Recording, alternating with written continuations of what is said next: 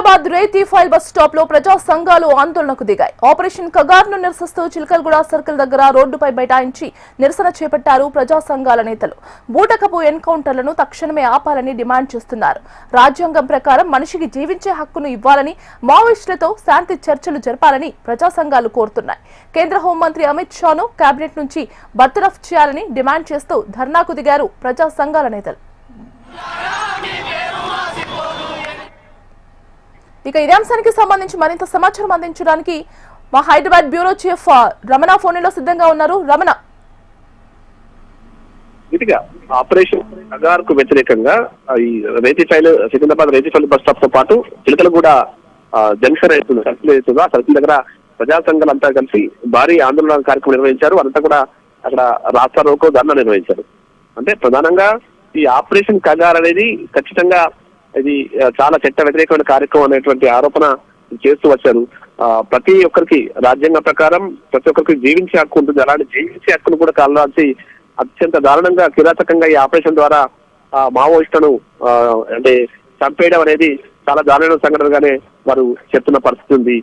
అంటే ఇలాంటి ఆపరేషన్ అనేది ఖచ్చితంగా ఇది చాలా తప్పు. చాలా మంది ఇప్పటికే బూటకపు ఎన్కౌంటర్ చేశారు. ఎంతో మంది కీలకమైన నాయకుల్ని అంతమొందించారు.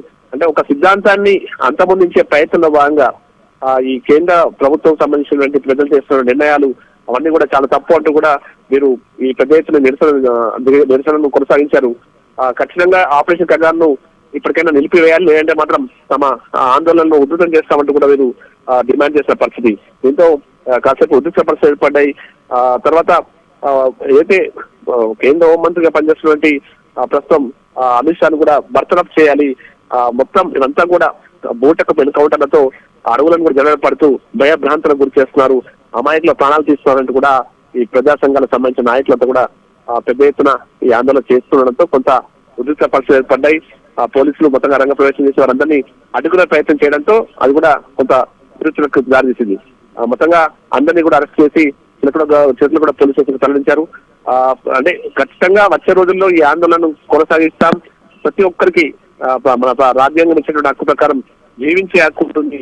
తమ సిద్ధాంతాలను ప్రజల కోసం పోరాడే వ్యక్తుల్ని అలా కిరాతకంగా చంపడం అనేది కరెక్ట్ కాదనేటువంటి ఆరోపణ చేస్తూ వచ్చారు, ప్రజా సంఘం చేస్తూ వచ్చాయి. ఇప్పటికైనా ప్రభుత్వం ఆపరేషన్ కగార్ విషయంలో వెనక్కి వెళ్ళాలి, ఆపరేషన్ కగార్ని వెంటనే నిలిపివేయాలంటూ కూడా డిమాండ్ చేశారు. Right Ramana, thank you.